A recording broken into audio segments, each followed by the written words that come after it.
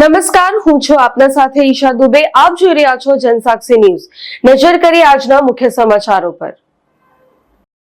સરકારના આદેશ મુજબ 20મી જાન્યુઆરીથી 25મી જાન્યુઆરી સુધી પ્રતિબંધિત પ્લાસ્ટિક બેગોનો ઉપયોગકર્તાઓ સામે કાર્યવાહી કરવાની સૂચના મુજબ અંકલેશ્વર નગરપાલિકા દ્વારા પાલિકાના ચીફ ઓફિસર કેશવ કોલડિયાની અધ્યક્ષતા હેઠળ સેનિટેશન વિભાગની 2 ટીમ બનાવી શહેરના વિવિધ વિસ્તારોમાં આવેલ દુકાનોમાં પ્રતિબંધિત પ્લાસ્ટિક બેગોનું ચેકિંગ હાથ ધર્યું હતું, જેમાં કેટલાક દુકાનદારો અને છૂટક વિક્રેતા પાસેથી પ્રતિબંધિત પ્લાસ્ટિક બેગોનો જથ્થો જપ્ત કર્યો હતો, જેમાં 18 જેટલા ઈસમો પાસેથી 22 કિલોગ્રામ પ્રતિબંધિત પ્લાસ્ટિક થેલીનો જથ્થો જપ્ત કરી ₹6,000ના દંડની વસૂલાત કરી હતી.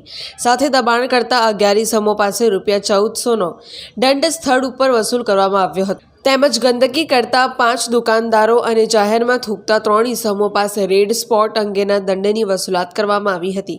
આ કામગીરી દરમિયાન નગરપાલિકાના સેનેટરી ઇન્સ્પેક્ટર રઘુવીર સિંહ મહિડા સહિતનો સ્ટાફ ઉપસ્થિત રહ્યો હતો. પિન્ટુ મોદી, જનસાક્ષી ન્યૂઝ, અંકલેશ્વર.